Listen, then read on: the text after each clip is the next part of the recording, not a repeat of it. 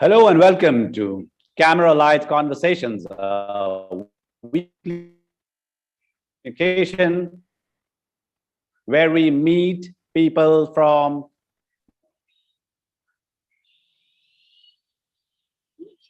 we talk about in of and students also engage with our guests.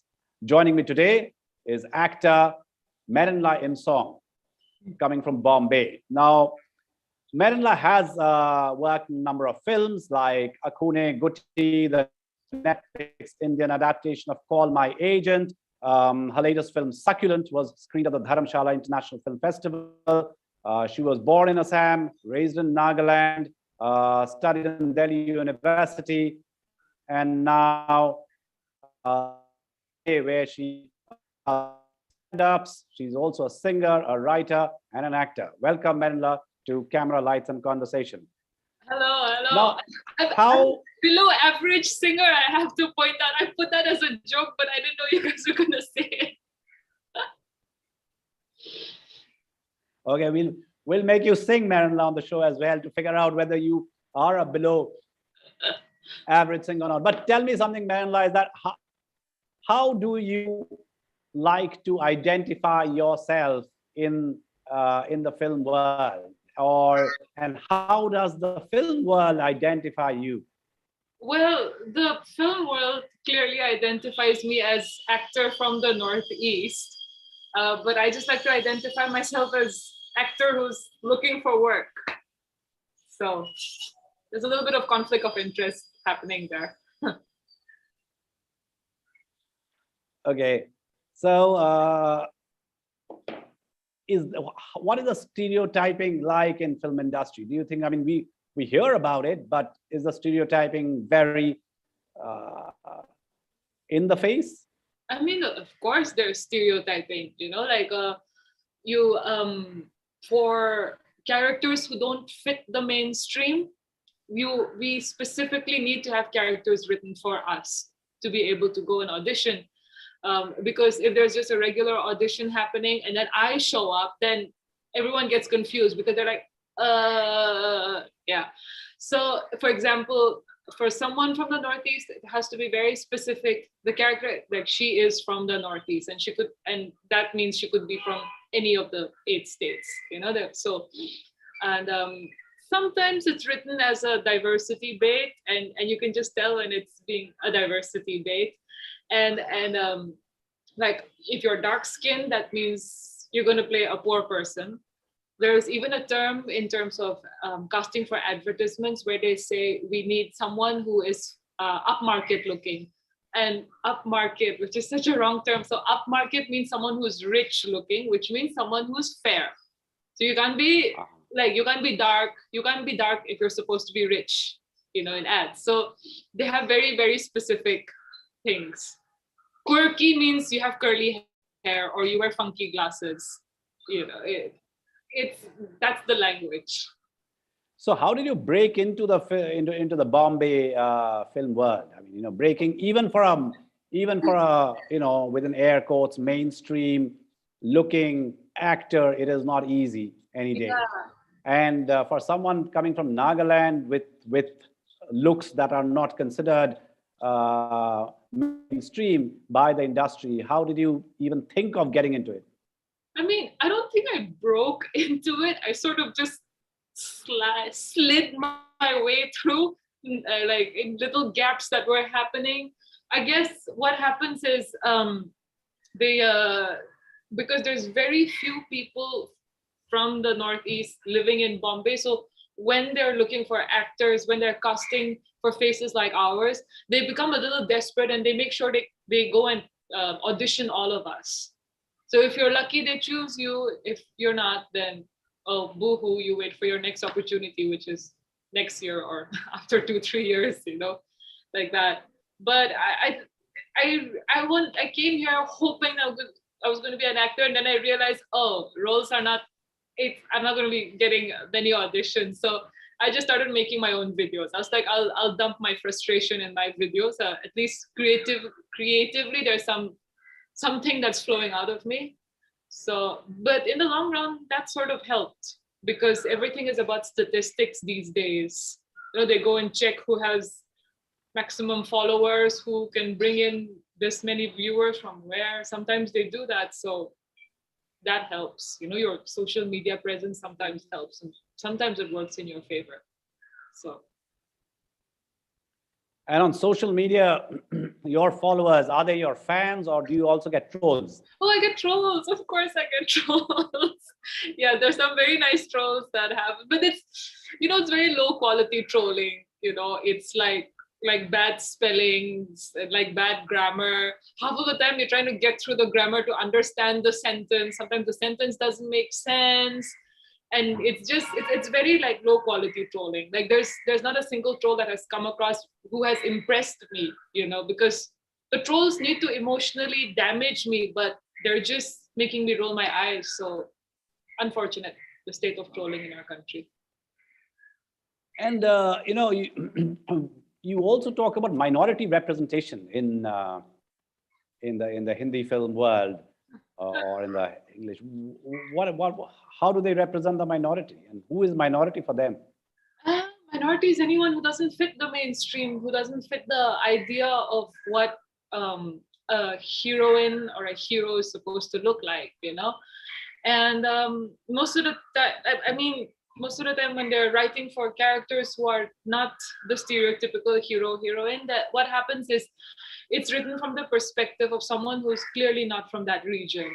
You'll have someone who's writing a Dalit character, but you can clearly see that person has just probably read a few stories about Dalits, and then he's just decided to write a story. So it's not coming from lived experiences. It's not coming with a lot of research.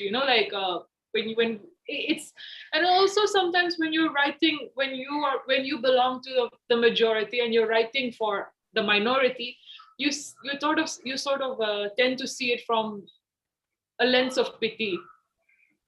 It's very like, oh, these poor people, let us uplift them in this video, and then like in a classic case of someone from the Northeast, it's like my character will come and then I face racism, then North Indian comes and saves me from the racism and uplifts me now to be a powerful person.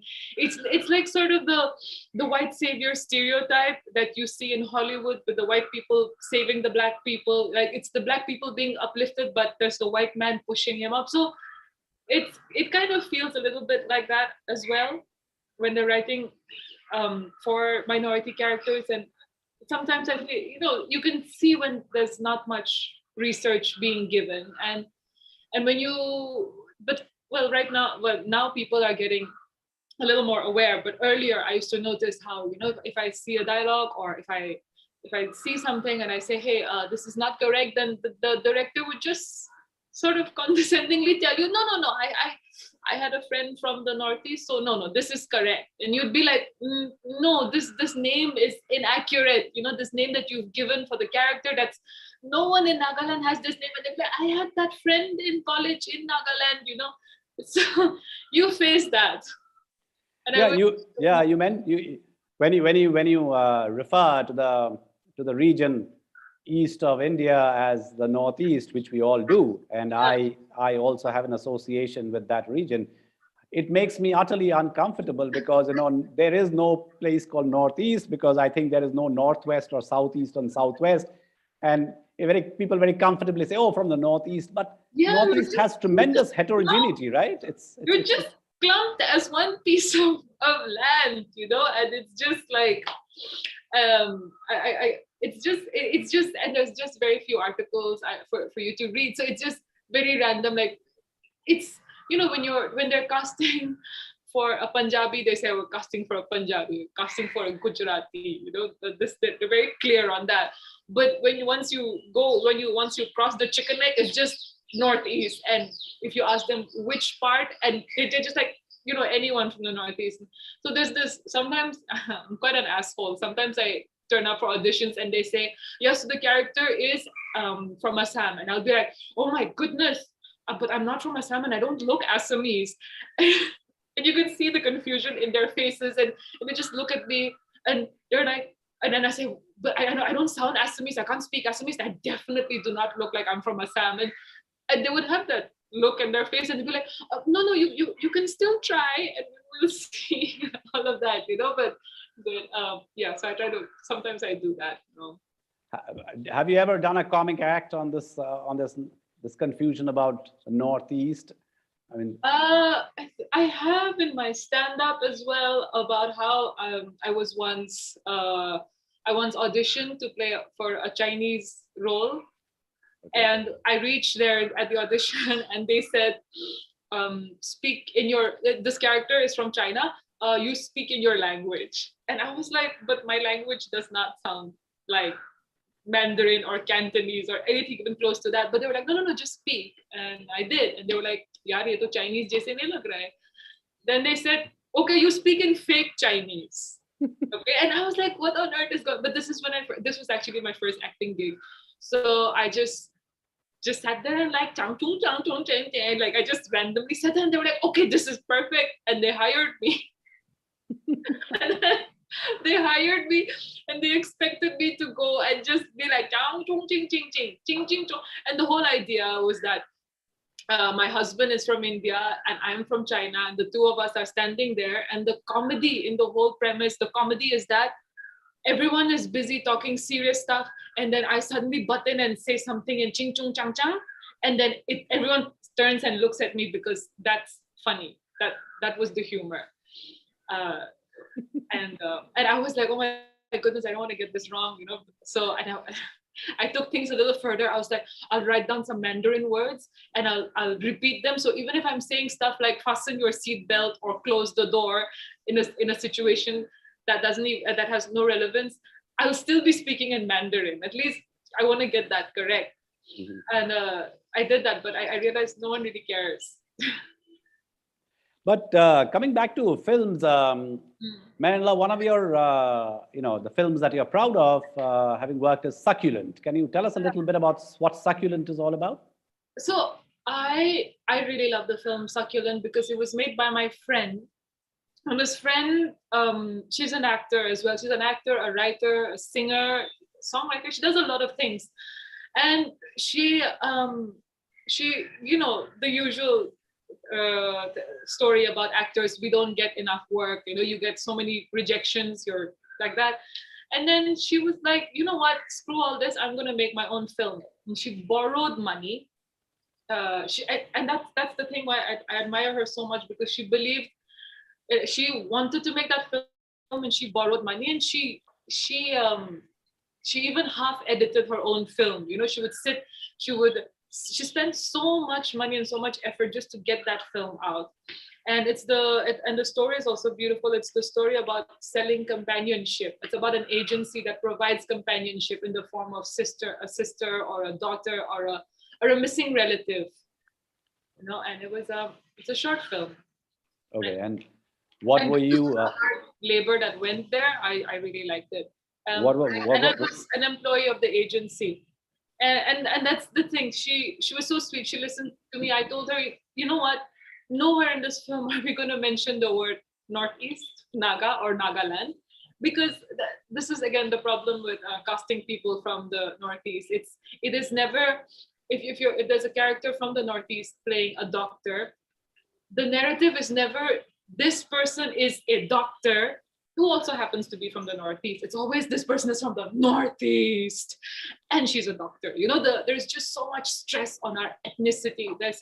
We're confined to the stereotype of just that our ethnicity is our only identity, whereas we can be so much more than that. So I told her, like that, and we were like, yeah. So in the film, there's a scene of me talking to my mom in Angami, my mother's dialect, and it's not even written there like speaking in Angami dialect, speaking in Naga dialect. There's no bracket like that. It's just the literal translation of what I'm saying, and we just left it like that. Like if people. Yeah. It's a story. You're not looking at the ethnicity of the actor. You're looking at the character's journey, the character's story. And yet, when the industry got a chance to cast someone with the work that they did, Mary Com, you had a Priyanka Chopra cast as Mary Com. Is that Yeah. what Yeah. what is the conversation there about it? I mean, I when mean, Priyanka Chopra got cast? I think we were also not surprised when that happened. And then everyone's defense was like, oh, but the producers need to make money. And see, that's the thing, because it's when you're making a film, your filmmakers want to tell a story, producers want to make sure they get their money back, and the audiences just want to be entertained. So where does all of this meet? There here and there, some you have to compromise on something. If you're not just going to make a film just purely for the love of cinema, that and you're not thinking about the returns that you're going to get, if it's sellable or anything like that, if you're just going to put it out there untouched, then you're going to put it out there untouched with the risk of no one ever seeing it, of no one ever wanting to buy it. But once all these factors come in, like, will I have a face that's going to sell? Will I get enough money back?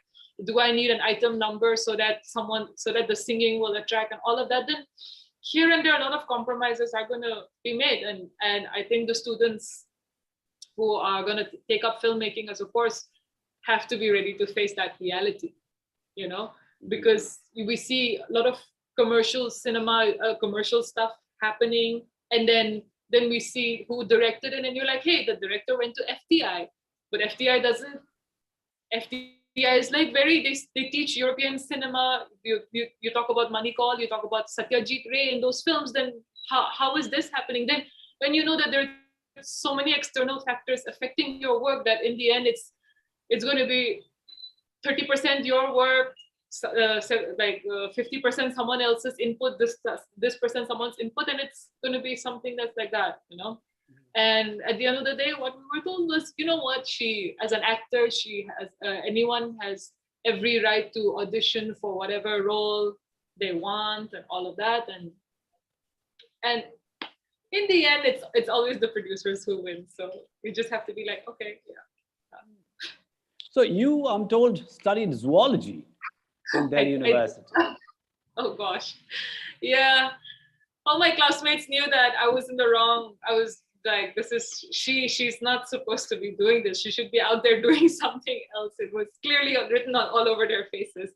My teacher, my professor himself told me, he's like, how about National Geographic? You could work like in front of the camera doing stuff. He even suggested that to me, because like if you want to continue in this path, But so from zoology, how did you make the shift? Because the film education is pretty intense, in the sense of just watching world cinema is itself an education, but that takes time. Yeah, as when I was young, I remember when even by the age of 12, 13, I started getting very picky about cinema. So I would just check what were all the Oscar nominated films, because it comes out on cable. Like, okay, the ads would come out, and I would make a list of them, and I would go to my local CD vendor. Children, this is the time when there was no internet, and then we had to go and rent DVDs to watch movies. Sometimes they were pirated copies. So I used to go there, and I used to make sure that I watched all the Oscar nominated films. And I don't know, from a young age, I was like, I'm not going to waste my time watching tacky movies. I want to watch films that make sense. Award-winning acting is what I want to see. Well, Marinla, you watched DVDs, we watched VHS tapes. And that itself was a revolution, because before VHS there was nothing else. So we went only to the theater to watch movies. So with those days theaters did get good movies for us. So we watched some of the best movies actually in the theater, and we had to go only with parents to watch, because you couldn't go and watch movies alone, because then you are going astray. If you're going and watching movies. I remember watching the first with friends. We all, when we were in class 10, I think we went for the first James Bond movie, Never Say Never Again. And that was also, that was like, kind of a taboo. I mean, you didn't go do those things those days. Yeah, Oh, but wow. now, of course, you get to watch anything, on all the streaming platforms. But it's also made actors' life far easier, right? Today, because the options are much more. Yeah, options are so much more because I mean, thank goodness for OTT platforms. You're getting to see such amazing actors like a Jaydeep Ahlawat. Thanks to Patalok, you've seen what an amazing actor he is, and all the new actors coming up. There's just so much talent out there. So I mean, people like us, we are so glad for OTT platforms because they don't depend on the box office ratings. So So you were on this OTT drama web series, Call like, My Agent Bollywood, the yeah, Indian version. yes. So how do you describe that experience as a comic, stand-up comic? Tell me, how would you describe the Call My Agent? Well, I love telling people that I was in that there's a French show called Call My Agent, and then I was in the far superior Indian version of that. And it like almost to the point that it felt like they were doing a remake of our show. Um, there was, yeah, there was not much love for us on the internet. A lot of people were disappointed, but I guess that's how it is with remakes. Remakes have to be. I know doing remakes is the new thing now because if it's tried and tested in one country, you think like, okay, this works, so let's pick it up and let's do it in our country as well. But a lot of the humor is situational. A lot of the humor has to do with their culture, and so it's difficult adapting that the to an Indian setting. Something that's funny in France is not necessarily funny in India. So I feel more than remakes, we should rely on stories because we have so many writers in India and there are just so many beautiful stories out there. By stories, I mean novels, proper, and even so, adapting those into films, I think, makes more sense because they come from an Indian context, from a local context. So it makes more sense, I feel. So rather than remakes, I think we should be looking at books by authors within India. Mhm. You know, as a society, I mean, you are a part-time comic stand-up or maybe a full-time, but you also act. I'm saying so. I mean, and you like comedy. But as a society, as a nation, have we lost the ability to laugh at ourselves? Of course. Yeah, yeah. I always say that political correctness is just killing comedy. It just, earlier it was the right, the extreme right that didn't like jokes that got offended. But now you also have the extreme left that's getting offended. So you're just getting a bashing from both sides. Not no one.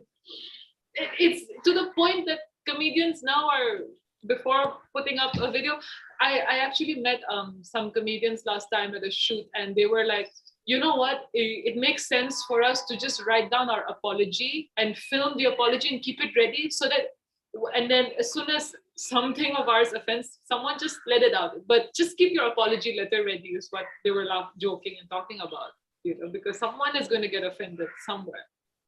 You're just going to But do apologize. you worry about going on air with your comic stand-ups? That will it have a backlash? Yeah, some of mine will definitely have a backlash. So I don't have the gut. I mean, I so And do you have you also done have you laughed at the fact that there are certain words which people in the so-called Northeast get very offended, and there are certain words which are also illegal to be used, but those are the very words that are actually names of real people in many parts of India, right? I do have a stand up about it, about how I keep getting mistake. Everyone keeps like about how whenever I go out, there's always someone or the other who yells out "chinky" to me, and I'm always, so I take it as someone mistaking me for a girl called Chinky. And then it's a whole story about how I'm keep every time I go out in Delhi or Mumbai, I keep getting mistaken for a very popular girl called Chinky because everyone's just yelling out her name to me, and I have to tell them, no, I'm not her, and like that. But I mean, it's ironic that That Chinky is a name. It's like a common Punjabi name, and then it's also a slang. Yeah, Yeah. it's you can ban as many words as you want, but you can't ban someone's thought. So you ban the word chinky, they'll come up with a new word. They banned the word chinky, but then people thought up of corona to call us. So are you gonna now ban corona? It's Yeah. the I education know. is not there. So what's We the have a colleague in our school who actually looks after our admission, whose name is Chinky Mittal.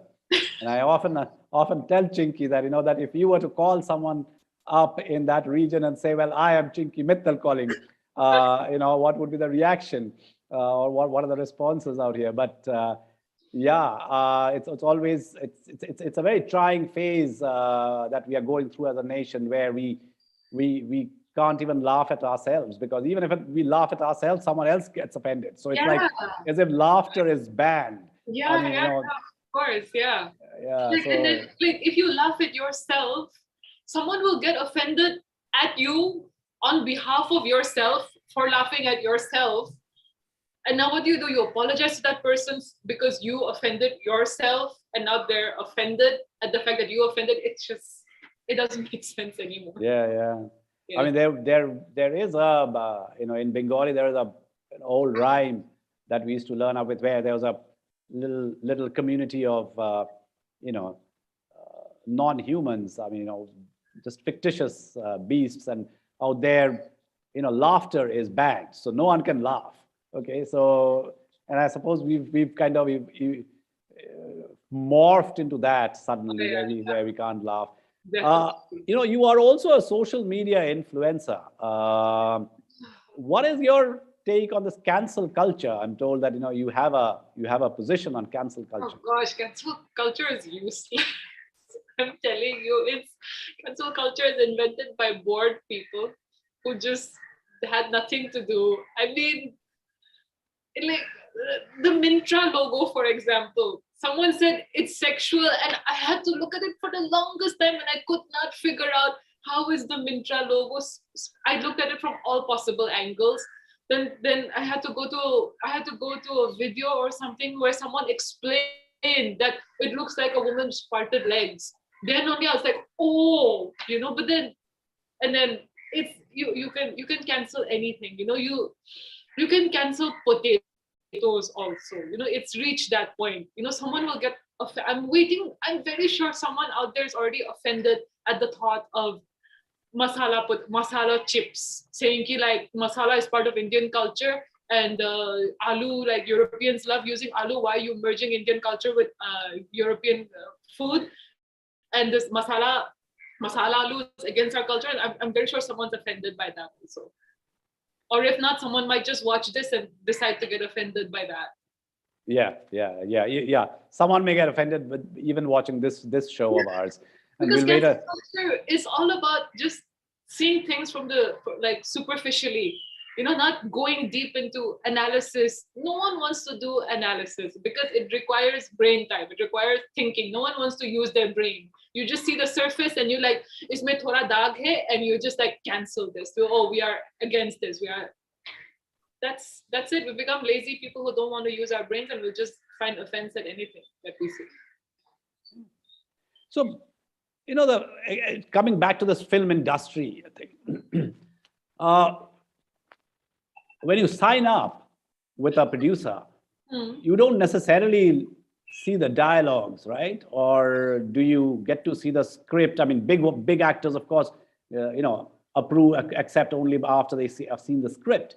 Yeah. But do you get to approve the script before you kind of sign up? And then what happens? What is the process? Not always. The power is always, see, at the end of the day, you are the person who's looking for a job, and the film industry has become such that you're so starved for work that you're willing to go and just do anything. So it's always, you are always in the waiting list. You're always just waiting for an answer from them after giving your audition, and then you get selected. Like I'm talking about my level. I'm not talking about like the big stars. With the big stars, it's always someone who'll go and narrate the story to you, and then you decide whether you want to do or not, you know. But um but okay, if you're doing a small budget film, then yeah, maybe someone will come and narrate the story to you and be like, hey, do you want to work with me and all of that. But with the big commercial ones, and if you're not a big name, then yeah, you get selected by them. Yeah, only after they say, okay, we want you, and then you discuss money, and the money is locked, then they send you the script. And they send you the contract and the script. Yeah. And and the script contains matter which is incorrect, factually incorrect, because the kind of roles that they would give you is again very stereotypical roles, I presume. And it turns out that that you're acting as a Sikkimese, whereas you're a Naga, or asking you to speak Chinese where you don't know Chinese. I mean, can you just walk out of that contract, or how does it work? Well, thankfully, I've never faced that situation. And some directors are accommodating enough. I remember, but this was an ad. I worked for an ad, and there was this woman who was supposed to play my mother, and they got a sari for her. And then I said, can you not let her wear a sari, because if she's from that region, she's not going to be wearing a sari. Get salwar, like get a kurta pajama. Kurta pajama at least she'll wear. And I remember the first AD, because I said that, and that meant that now they have to go and find a kurta pajama of her size and come back. So I was giving a headache to production by opening my mouth and saying this. And the director was kind enough to listen. He's like, yeah, sure, do what she said. And I remember the first AD was pissed off at me, and he's like, "Are chorya, usko pehnne do," like that, And I was like, "What? You let the Punjabi wear a lungi kya and say that this is normal?" And he got a little pissed off with me, but then they went out and they got the kurta pajama for her, So sometimes they're accommodating like that, but then sometimes it's like I said, you go and say, and then they're like, "Nee, mera ek dost tha." School ka uska na Nagaland se, so that so the the film, I mean, again, I'm using the word mainstream very loosely, but mainstream Hindi films, the research is still a very weak part, is it? It's just there's no, because I'm not a writer myself, but I'm guessing there's no time for research, because filmmaking it's moved on from being an art to being a capitalistic venture. It's and when with any business, with any like with any kind of business, you can't spend time research. The more time you spend, the more money you're losing. So you just have to like that. So I'm just guessing that maybe the lack is because there's no time to research, and you're just supposed to because what I know is because I remember talking to this girl, and she said when she was working for TV serials, she said sometimes the script just comes freshly printed to you, and it's still warm. You're about to shoot, and they just give you the script, and it's still warm. Like, here's the next few pages, So, we are trying to launch a program on film and new media at OP Jindal Global University. What would be your, I mean, this is a very cliched question, but it's a very important question as well. I mean, of someone who has navigated the industry from a place which is unlikely, which, you don't have, you wouldn't have anyone really guiding you back home about how to enter the Bombay industry. But any advice to people who are interested in films, behind the camera, in front of the camera, but mostly behind the camera? I mean, what would be your biggest advice to them? I mean, it's not as rosy as you think it is. You're gonna get ready for a lot of your dreams to be shot down, a lot of your ideas to be told that it's utter bullshit. It's pretty rough. You're gonna like I said, filmmaking has become a business, and I know a lot of people who who will shoot their commercial films because that's what's making the money. At the end of the day, you're doing that film so that you get the money, you know? So a lot of people who do that and they take that money from the commercial work that they do and they put it in making their own projects, their own passion projects. And if you want to do a film that's just, if you just want to tell us a beautiful story and you want to hire the actor of your choice and you don't really care if it's a big star, you know, and all of that, then there's a huge chance that you might just have to fund yourself, you know. What are your future plans, Manla? I just hope to get more work. Honestly. Yeah. I just hope that more work is gonna come. That's honestly that's like future plan is just that. Just that. More work. But you want to continue being in the film industry. I mean, you know, that is where, I mean, even if it's rough, you want to be there. You love movies. Yeah, if they're willing to hire me, yeah, so, you know, if not, then I still have my social media to do all my notangi stuff, which honestly keeps me sane. But to survive here, you have to be really positive because there's so many, especially if you work in front of the camera, there's so much rejection that's going to come your way. You know, you're going to get hired and then you're just going to get dropped also. Sometimes even signing the contract is not enough because the contract is always in the favor of whoever's made the contract. So you sign the contract and then on the day of filming, they might just change their mind and they're like, hey, who's this other person? We want to take this other person. So you just get dropped, you know? So it's a very uncertain thing. And people ask me, like, why do you still want to be a part of this?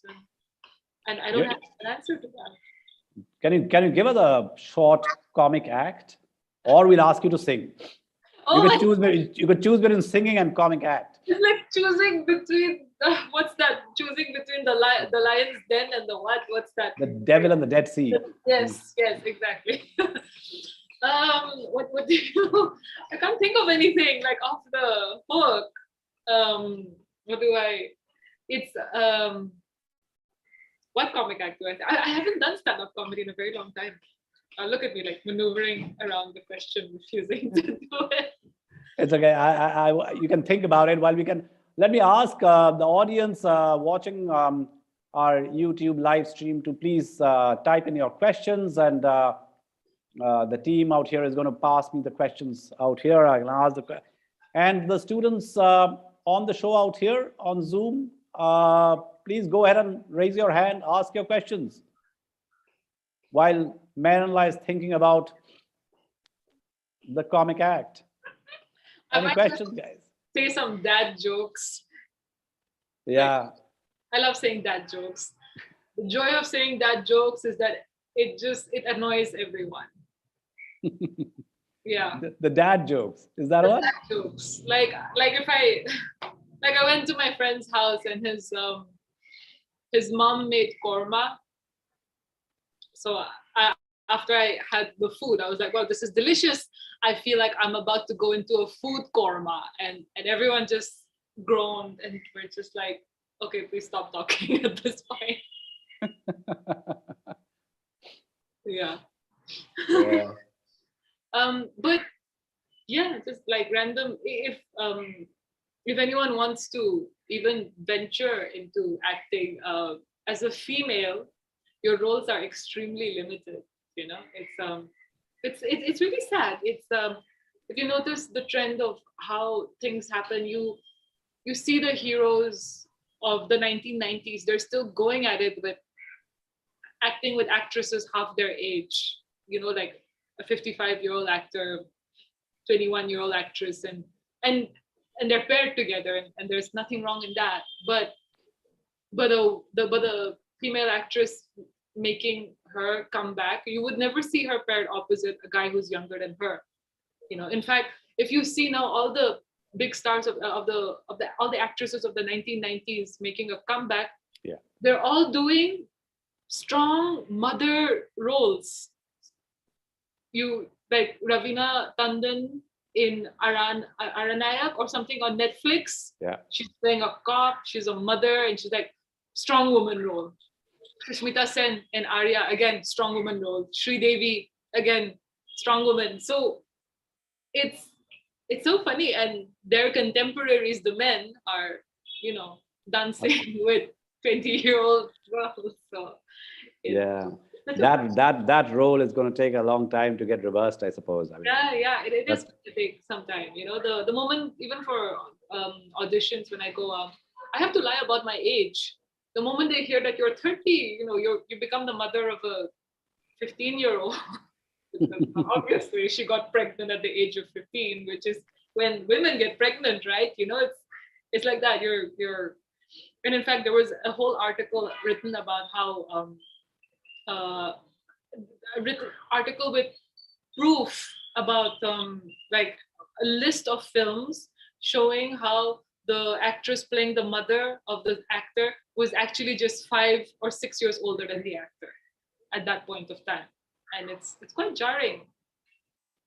it is. Yeah. So, students, any questions here?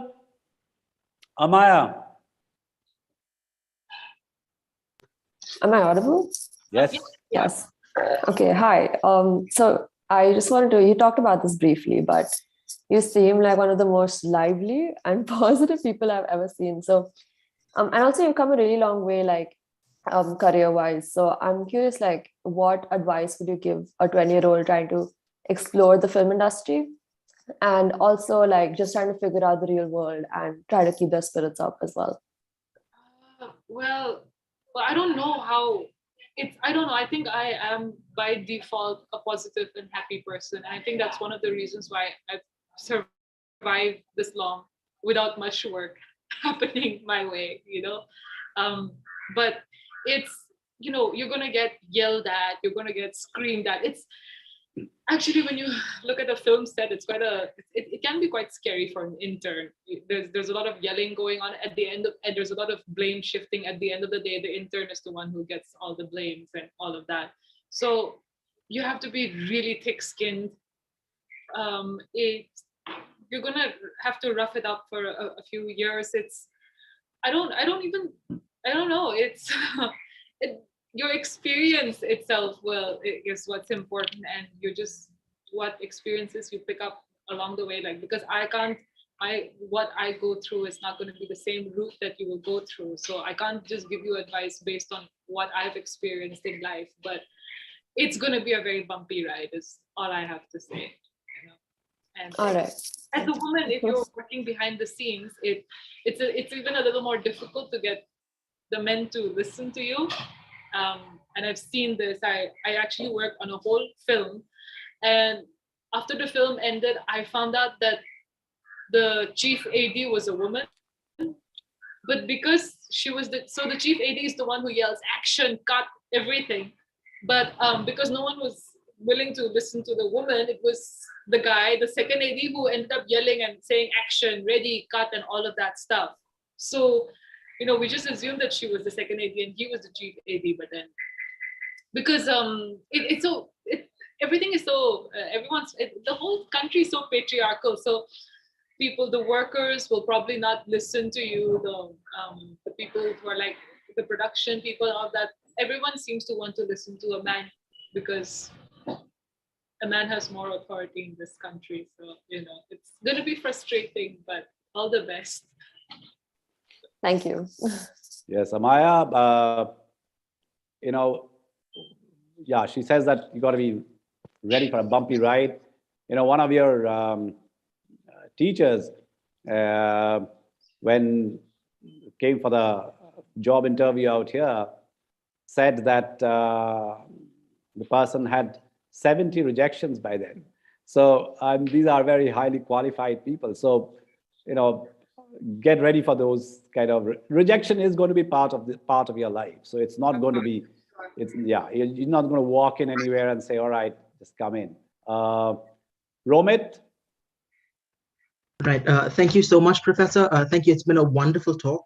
I was just wondering, what's the difference between, say, trying to make a career on stage versus trying to act in films or TV? And how do you navigate your way if you're trying to get into the industry? Well, if you're working on stage, you're not going to make money. boils down to that. So for a lot of people who work on stage, it's purely for the love of theater. No one says, I'm going to do a play because I'm going to earn so much money out of it. Unfortunately, in India, we don't get much funding for for theater. Unlike in the UK, I remember going to London and watching a play, and the star of the play was the star. People had come to watch her, face, and you could see that clearly there's a lot of funding going in for which they were able to build the stages, and the actors, they were able to earn a proper living out of just working on stage. And if you look at a lot of the great actors, they've all had training on stage. Like training on stage it's one of the best trainings. And but once you try to navigate into film, it's you really just start from the blurry person in the background behind the main character. And that's how you progress, I guess, because it's it's good if you get in touch with a lot of the independent filmmakers, because they are the ones who are looking for talent. They have every say. They don't have a producer breathing down their neck, so they're not under pressure to cast a star or something. And especially if you get the chance to work with students from the Film and Television Institute, because they're looking to hire actors, and in fact sometimes their films also make it to film festivals. I remember that happened. There was one film student whose film, I think it went to Cannes. It got selected in some student category and went to Cannes. So it's like I want to just break into the independent film circuit. I want to somehow get to work with independent filmmakers, because it's a completely different films. You can see that they're pouring their heart and their soul into their films, and somehow just still manage to pay my rent. That is the aim right now. But it's everyone's thing is different. If you're very, very pretty, then director sees you and says, pretty face hair, I'm gonna take this. But that doesn't really happen to a lot of us. So for us, not so pretty ones who are not in the, not the aesthetic elite group of people, we have to rely on our talent. So, oh, damn it, that I didn't have those genes. All right. Thank you. Thank you so much. Good to see you, Romit. My answers are even being helpful at this point. Yeah. Romit also, acts and directs plays in college. And so when are you getting back, Romit? So, Professor, I've just moved to a job in Hyderabad, which is a little lighter. So maybe try and make some room with stuff now. Got some breathing space. Okay, wonderful, Romit. And when you asked the question, Romit, about theater and films, I was speaking to Manila earlier today, and there's a good friend of mine who's kind of made it really big now in acting in films, is Adil Hussain. Now, when Adil passed out of NSD, he didn't have hope in hell to make it, and suddenly Royston Abel told him that they'll cast him as Othello, and Adil wanted to run away because he said, my accent is not going to be good enough, and I'm not going to be on stage with Barry John and Vivek and others to do this, to play the lead role of Othello. So he was trying to run away, and when Royston said, no, nothing doing, you have to do it. So he said that, see, I need confidence to go on the Delhi stage and do Othello with all these really glittering actors. And so he said that the opening soliloquy, he says, I will deliver it in my language, my dialect, not just language, the local dialect that he speaks. He says, and after that, I'll speak in English. And he did that. So Royston agreed, and he did that. So once he did that, he got the confidence of getting onto. And Romit, what happened was that the play went to Edinburgh Fringe, and the first day no one attended. There was only 4 people in the audience. So the next morning, there's this newspaper in England called Spectator, which is very respectable, and Spectator, a review on Spectator is a big deal. So he woke up early and he picked up Spectator. The newspaper came to the hotel, And in Spectator, it was written on the front page that Adil Hussain has changed Shakespearean acting. And Adil got very angry because he thought, see, these Brits are making fun of us. It's okay, you don't like my acting, but this is like really bad. And he threw the paper at Barry John and he said, see, Barry, this is what your people write about us. They went back for the performance that evening and it was house full. And Othello in black and white actually became a complete, it was a kind of a milestone in Shakespearean acting. But it took him 20 years after that to actually break into films. Yeah. So that's a long time. But that perseverance, he was teaching, he went into an ashram in Hampi, he was but he didn't give up. He didn't give up acting. I don't think so actors really give up because, and Romit, if you like acting, I'm sure you won't give it up either. No, I mean, I aim to keep the drama alive in the courtroom till I make it on stage. All the best, all the best. Thank Romit. you, Professor. Thank you. Different advice. There will be people, especially in Bombay, who like to say, oh, you need to go and mingle and, socialize with people, and that's how you get work. That's how some people go about it also. But I don't like doing that. So that is picked out of my thing of, list of things to do to become noticed. Arjun Verma.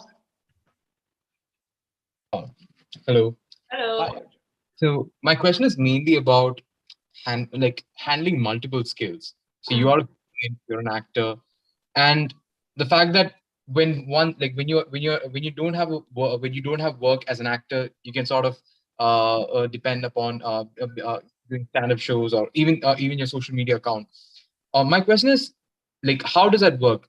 Is the end goal only to find employment, having multiple skills to find employment, or people do actually enjoy doing it? Because there are multiple people, they shift between let's say being an actor or a singer or a writer or a director. So because in the olden times it was, if you come to become an actor, you just have to be an actor, you can't do anything else. Yeah. But that's all changed. And the second question was mainly about you're talking about that when you get casted and they say the entire story of how the woman who was playing your mother was supposed to wear sari. Yeah. Then they would come up with the reasoning, oh, I know this person.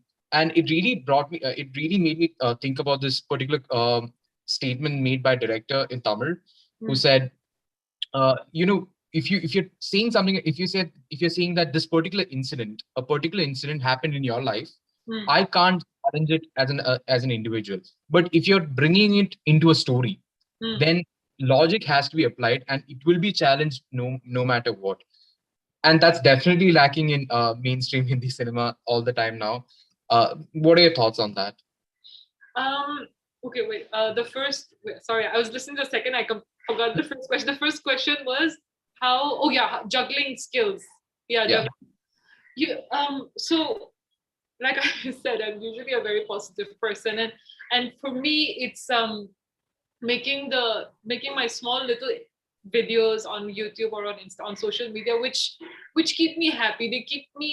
They drive me for some reason. I know some of them are so silly, some of them are so stupid, but it's like how you're constantly doing when you do Sudoku every day. It's just sharpening your mind, and even if you're not getting ready for a quiz or something, but it's just sharpening your mind. So I feel that doing that, it just keeps me sharp. It just keeps me happy. It keeps me hopeful, because and I've been doing this for like 4 or 5 years, and it just, when I started out, I did not really see that I'm going to reap any benefits at all. But then now, after 4 or 5 years, I'm seeing like, oh, there is some benefit after all, because someone then reaches out and says, hey, I saw you making this video. So, this brand wants to collaborate, and do you want to make a video for this? So it has definitely helped. I think if I didn't make these videos, then I would have lost my mind by now, because I would have nothing to do. But I'm seeing it, making videos for Instagram. I'm hoping to see it as a way of earning money, because I just recently signed up with an agency also. And it was a result of just making these videos so to the point that they were like, okay, now we need a content creator who's also an actor, and we want to get you on board. So it has helped in some way, but um, so what exactly? I don't know if I even answered the question. No, you did. You did. So it, if you're living in Bombay, you have to think of survival. You can't just be, oh, I'm an artist, I will only do artistic stuff. No, paisa, you have to think of paisa, then you do your art stuff. So I'm like, now, okay, business management kuch mil gaya. Abhi ye paisa ke liye, these people will make sure I get my paisa so that I can now go and like even work for free, like do stage work or do something that's fulfilling, For other actors, instead of social media, it's doing theater on stage. That's what's keeping their skills occupied. And for me, I use, I write my sketches, and that's what's keeping my brain occupied and sane. And the second thing, I mean, bringing logic into films, that I mean, it's luckily with OTT platforms there's a lot of there's a lot of logic being used now, like, and the audience is also getting smart now, which I really appreciate, because like I did call my agent and it was out, and well, the audience didn't like it and they were a bit brutal and they said that. But and it, of course, that's sad, but it also made me realize that we can't just fool the audience now. We can't just make something that's not up to the mark and present it and expect them to just lap it up. Audience is getting intelligent. They want smart stuff. They know that, hey, there's a loophole here. No, this is continuity flaw. Just someone who's not even involved in film industry is able to point those things out. So it's nice. It's a challenge now, and especially with Amazon Prime and Netflix, they are Amazon Prime is willing to just they're just willing to just take directors who make one or two films and use them to direct big budget films, and that's a nice change that's happening, and hopefully this change it's going to continue. So maybe some change is going to happen. Yeah. Glad you got an agent, Marinla. So now you can actually call your agent. I can actually tell people to call my agent. Got it, yeah. Gaurang Agarwal, or am I getting the name right? Yeah, Gaurang. Yes, you got my name right. Yes, Good afternoon. go ahead. Good afternoon, Marina. I'm Gaurang Agrawal. Hello. So my question to you is basically, what's your take on the current comedy scene in India? Like people are developed, like recently there are movies coming out like Badhai Do and Luka Chippy and such movies which are pretty, I won't say like really high budget movies, and which have a touch of stand-up comedy or a touch of familiarity to it. So so what's your take on that? Well, but I don't. Were they written by? I haven't watched the two films though. I have to be honest. I haven't watched Badhai Do, and I haven't watched Badhai Ho. I haven't watched the first part also, but I've heard that they're both really good films. Yeah.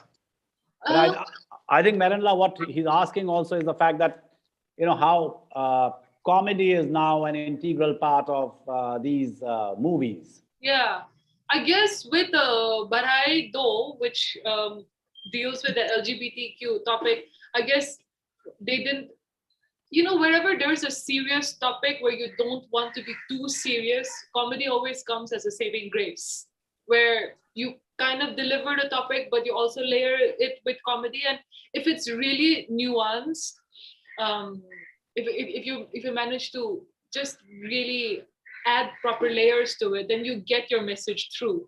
Like I don't know if you guys have watched Fleabag, but it's one of my favorite TV shows, and it's a hilarious TV show, but the characters are so nuanced. It's about a woman who's depressed.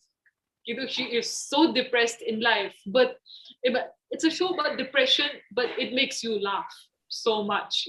So comedy, I think it's such a, I like dark humor, honestly. And there's another show on Amazon Prime called Afsos. And it's also a dark comedy about a man trying to kill himself.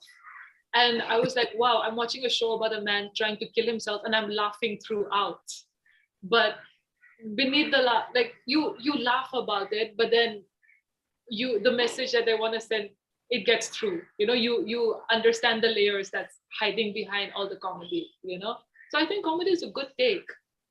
And at the end of the day, people, audience wants to be entertained. So you're trying to put a message across, you just wrap it up with some layers of comedy and then you present it to them. And if you're able to give it to them and they're able to get it, then I think it's good. Yeah. I hope they don't get cancelled, Marinla. So far, I haven't heard cancellation news. And the last question from Rishabh before we wrap up for today. Yeah, so I really enjoyed your conversation with Professor Kishle, and I really learned a lot of things from your conversation, which led me to 3 questions, by the way. Firstly, I have seen that you have an impressive amount of subscribers on YouTube, right? Nearly 80K. And I was wondering, what is your process of making those YouTube videos? Do you work with a team or are you a one-woman production house? I am a one-woman production house. Yeah. I was wondering. So, yeah, with YouTube again, I started so many times ago. Unfortunately, my friends, flatmates, family members get put into the videos. My father, when I would be back home in Nagaland with no idea, I would tell him, just hold the camera and stand still, and you just be holding, having no clue what I'm doing in front of him and all of that. But yeah, one-woman show. And coming to the next question, you recently mentioned in our conversation that you liked Jaydev Alawat's performance in Pata Look. So who do you think is,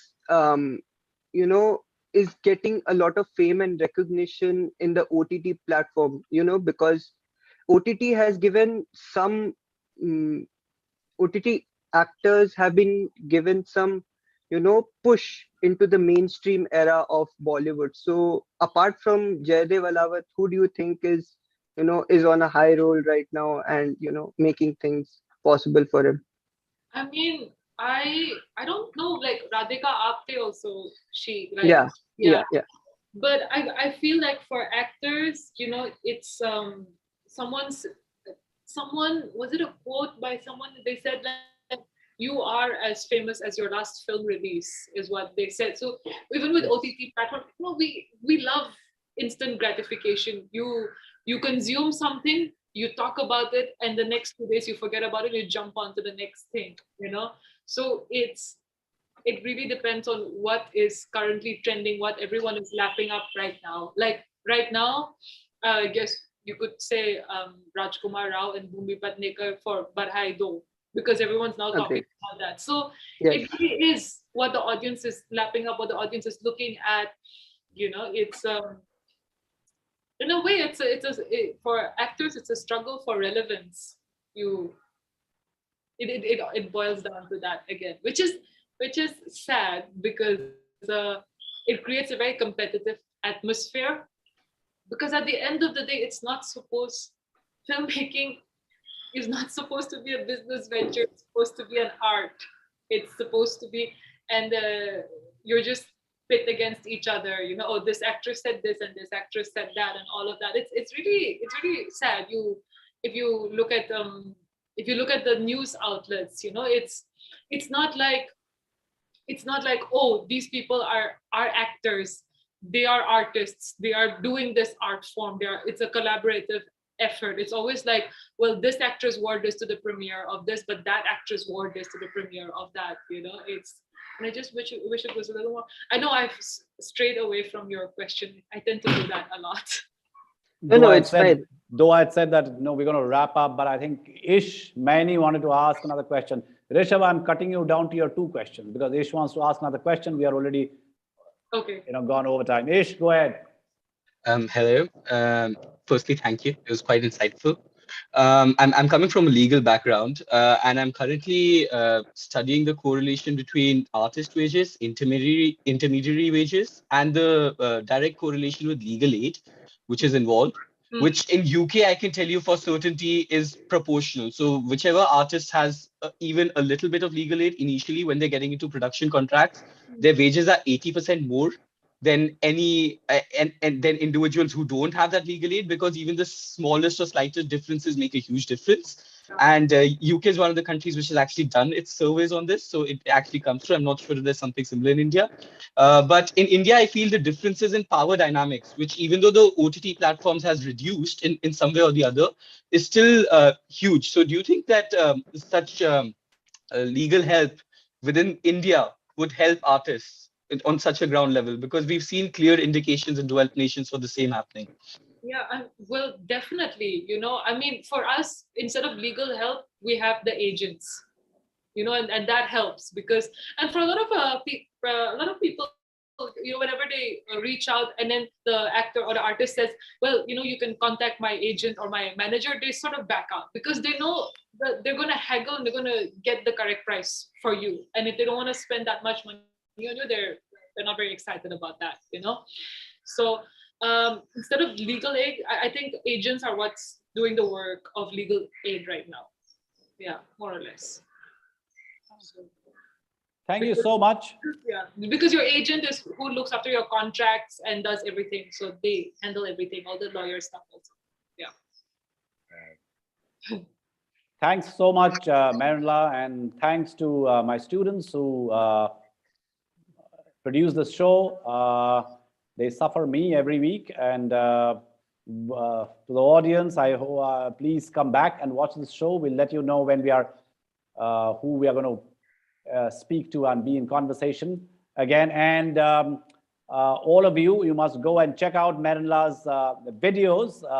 I've seen a few of them, and try and locate her video of a yummy recipe named after the country's prime minister. It is not. It's not named after him, but yeah, but it has a it's almost. But it's not up on the internet. I told you I don't want to die, so I haven't put it up on the internet. Yeah, so you gotta check that out. That's absolutely hilarious. But because of the culture of getting offended in this country, it's not available online. I'll tell you, there's a beef dish in Nagaland made by my mother's tribe, and it sounds suspiciously similar to someone who holds great power in our country. And I have done a stand-up joke about it, but I have not put it out on the internet because I would like to live on for a few more years. So that's the thing. Thank you so much. Good luck. Thank Bye-bye. you. Wonderful time. Thank you.